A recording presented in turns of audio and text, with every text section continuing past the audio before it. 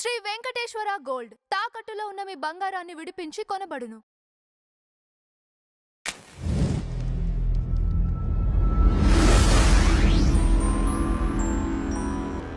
Madam నమస్తే. నమస్తే madam, ఈ గేమ్ చేంజర్ సినిమాకి సంబంధించి శిరీష్ రెడ్డికి అలానే మెగా అభిమానులకి మధ్య కొంత వార్ నడిచిందని అనుకోవచ్చు. మొత్తానికి ఆయన ఇవాళ సారీ చెప్పడం జరిగింది.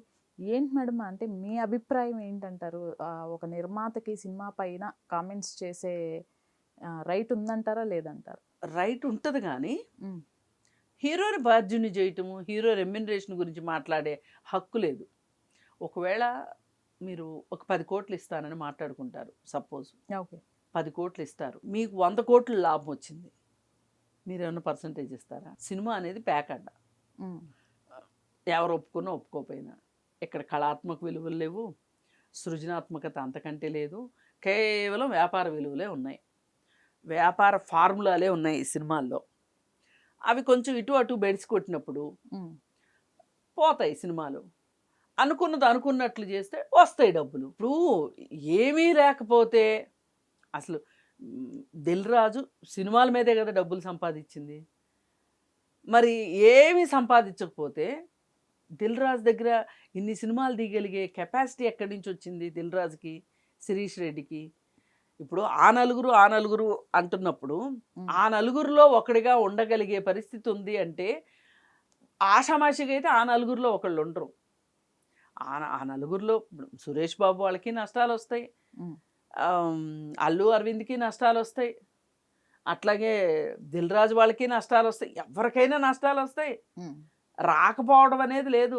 ఒక సినిమాలో వస్తే ఒక సినిమాలో పోతాయి. ఆస్తులు అమ్ముకున్న వాళ్ళు బోళ్ళు మంది ఉన్నారు. ఇప్పుడు ప్యాకాట్లో ఏదో అంటారు చూడండి, ఎక్స్టెన్షన్ కార్డు రాక ఎకరాలు అమ్ముకున్నాం అంటారు. అట్లాగే కలెక్షన్స్ లేక ఆస్తులు అమ్ముకున్నామని చెప్తారు. కరెక్ట్.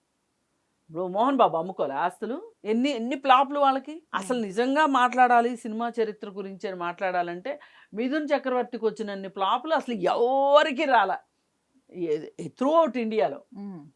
ఆయన అసలు ఫ్లాప్ల హీరో, అయినా అతను పెట్టి సినిమాలు తీస్తారు. ఎప్పుడో ఒకసారి ఆడుతుంది, అది వేరే విషయం. ఇప్పుడు కొన్ని సినిమాలు ఉన్నాయి. ఇప్పుడు అష్టాచెమ్మా సినిమా ఉంది, ఊహించారా అన్ని డబ్బులు వస్తాయని? ఇప్పుడు బాహుబలి ఉంది, అన్ని డబ్బులు వస్తాయని ఊహించారా? ఊహించలా, వచ్చినాయి. అలాగే ఇప్పుడు కన్నప్ప ఉంది, వాళ్ళు ఏదో వెబ్సైట్లో రాయించుకుంటున్నారు, కానీ నిజానికి అసలు ఎంత కలెక్షన్స్ పడిపోయినాయో అసలు మనకి ఆన్లైన్ బుకింగ్లో చూస్తే తెలిసిపోద్ది కదా. ఎక్కడ చూసినా ఖాళీలే కనిపిస్తున్నాయి, కానీ వాళ్ళు ఏదేదో చెప్పుకుంటున్నారు, కవరప్ చేసుకుంటున్నారు. సరే, ఇంకా అది వాళ్ళ బాధలు వాళ్ళు పడతారనుకోండి. ఎందుకంటే ఫేస్ సేవింగ్ కోసం ఏదో ఒకటి చేయాలి, ఏదో ఒకటి టిష్యూ పేపర్ని వాడాలి, కాబట్టి మొహం తుడుచుకోవటానికి వాళ్ళు ఏదో ఒక కష్టాలు పడి మొదటి రోజు చాలా పాజిటివ్ వేవ్ అన్నట్లు చెప్పుకున్నారు. తెల్లారి చూస్తే అంతకుముందంతా ఎగతాళి చేసిన వాళ్ళందరూ కూడా కొంచెం చాలా జాగ్రత్తగా పాపం ఏదో చంటిపిడ్డకు జోలపాడినట్టు ఇచ్చేశారు. ఏం చేసినా ఇప్పుడు జనాలు చూడదలుచుకోకపోతేనండి ఎవ్వరు ఏమీ చేయలేరు. జనాలు డిసైడ్ చేయాల్సింది. అదేదో సినిమా గురించి, దసరా బుల్లోడు సినిమా గురించి రామానాయుడు గారు చెప్తూ ఉంటే ఆ విశేషాలు ఏంటో ఉంటే, అప్పట్లో ఇప్పుడంటే వర్షాలు తగ్గిపోయినాయి, కానీ ఒకప్పుడు వర్షాలు ఎలా ఉండేయంటే, ఇవాళ వర్షం మొదలైందంటే 4 రోజులు, 5 రోజులు, 10 రోజులు, 15 రోజులు ముసుర్లు పట్టాయి. అసలు ఆ వానలు ఎక్కడున్నాయి ఇప్పుడు?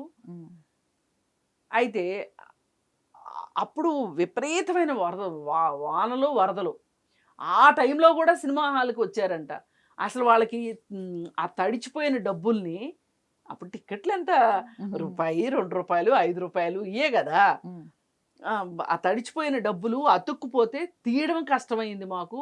అంత వర్షాల్లో కూడా ఆ సినిమా కలెక్షన్ల వర్షం కురిపించింది దసరా బుల్లోడు అని.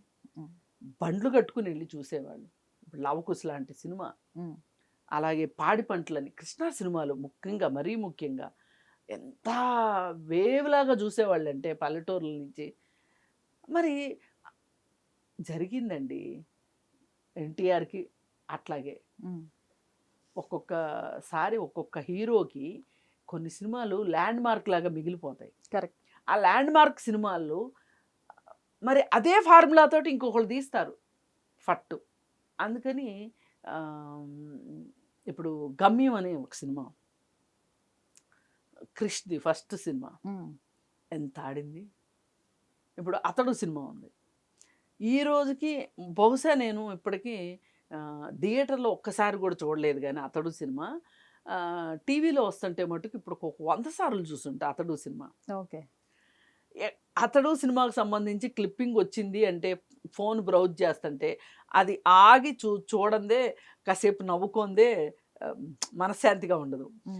అంత చూసి అది మామూలుగా అతడు సినిమా హిట్ హిట్ హిట్ అనుకుంటారు, కానీ ప్రొడ్యూసర్కి నష్టం వచ్చింది. ఎందుకంటే బయర్స్ కొనుక్కున్నారు. వాళ్ళు ఏంటంటే బయర్స్కి కొన్నిసార్లు వీళ్ళు ఏం చేస్తారంటే అమ్మరు. సినిమా మీద కాన్ఫిడెన్స్ తోటి అమ్మారనుకోండి, ఒకవేళ సినిమా బడ్డెను కొంత అమ్మి కొంత ఉంచుకుంటే బయ్యర్స్ నష్టపోతారు, ఎగ్జిబిటర్స్ నష్టపోతారు, వీళ్ళ బాధను వాళ్ళు కాస్త తలా కొంచెం పంచుకుంటారు. అట్లా కాకోకుండా సినిమా మీద కాన్ఫిడెన్స్ ఉన్నప్పుడు అమ్మలేదనుకోండి, వీళ్ళే చాలా డబ్బులు వస్తాయని అట్లా పెట్టుకున్నారు వాళ్ళు. పోయినాయి డబ్బులు. అసలు మురళీమోహన్ గారికి కొన్ని సినిమాలు ఎట్లాంటి డిజాస్టర్స్ మిగిలినాయి. జైవేరి ప్రొడక్షన్స్ అని పెట్టారు కదా, అసలు కొన్ని సినిమాలు ఒక సందర్భంలో ఆయన అన్నారు కూడా నేను సంపాదించింది మొత్తం పోయింది, భూమి మీద సంపాదించింది సినిమాల్లో పోయినాయి అని. నాగార్జున తోటి కృష్ణవంశీ ఓ సినిమా తీశాడు, చాలా అంచనాలు పెట్టుకున్నారు. కృష్ణవంశీ నిన్నే పెళ్ళాడతా తీశాడు, కృష్ణవంశీ నాగార్జున తోటి. అది బాగా వచ్చినాయి డబ్బులు. ఆ తర్వాత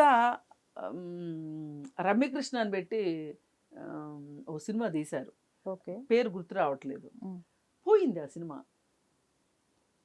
ఇట్లా మనము ఏది చెప్పలేము సినిమాల్లో. అందుకని వచ్చినప్పుడు బ్యాంకులో వేసుకుంటాను, పోయినప్పుడు అందరూ నాకు చందాలు ఇవ్వాలి అంటే కుదరదు. శిరీష్ రెడ్డి మాట్లాడింది 100కి 100% తప్పు. అట్లా మాట్లాడకూడదు.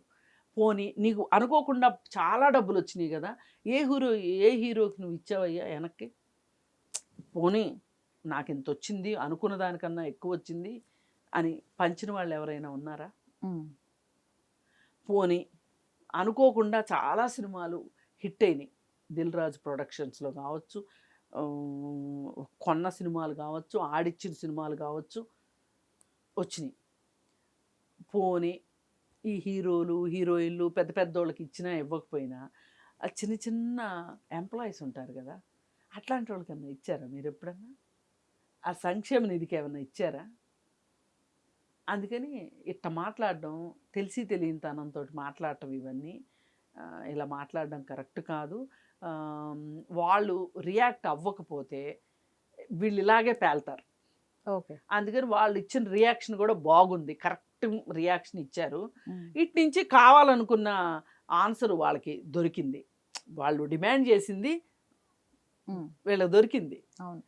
అడగలేదనుకోండి ఇక ఇది వార్ వన్ సైడ్ అన్నట్టు ఉండేది. ఇప్పుడు అన్ని రోజులు అతని తప్పే ఉంది, వీళ్ళ కాల్ షీట్లు ఇచ్చుంటాడా, యాక్షన్ చేసి ఉంటాడా, అతని తప్పే ఉంది. ఎక్కడో క్యాలిక్యులేషన్స్ దెబ్బతిన్నాయి దాంట్లో. 3 years పట్టింది. 3 years పట్టడం ఒకటి. స్టోరీ మంచి సినిమా, మంచి స్టోరీ ఇస్తే చూడటానికి జనాలకు కూడా రోగం. ఇవాళ దొంగల్ని హీరోలుగా చూపిస్తేనే సినిమాలు, లేదు అనుకుంటే హీరో విలన్లాగా ఉంటే ఇష్టం. ఎంత ప్రాక్టికాలిటీకి దూరంగా ఉంటే ఆ సినిమా అంత హిట్టు. కానీ ఒక మంచి ప్రయత్నం చేశారు, ఏ మాటకు ఆ మాట. కథలో చాలా నవ్యత ఉంది దాంట్లో, కానీ పోయింది. ఏం చేస్తాం? ఇప్పుడు కొన్ని సినిమాలు అవార్డు సినిమాలు ఉంటాయి, వాటికి అవార్డులే వస్తాయి, కలెక్షన్స్ ఉండవు. వాళ్ళు డిసైడ్ చేసుకుంటారు నాకు అవార్డు కావాలి అనుకున్నప్పుడు దాని ప్రకారంగానే తీస్తారు. లేదు కలెక్షను అవార్డు రెండూ కావాలి అని, ఇప్పుడు బాహుబలి ఉంది, దానికి అవార్డులు వచ్చినాయి, కలెక్షన్స్ వచ్చినాయి, జరుగుతుంటాయి అప్పుడప్పుడు అట్లా. అందుకని ఇంత దుందుడుగ్గా మాట్లాడడం మటు కరెక్ట్ కాదు. మెగా అభిమానులు మంచిగానే ఇచ్చారు. కొంచెం భూమి మీదకి రావాలి, అప్పుడప్పుడు తీసుకురావాలి. Right madam, thank you.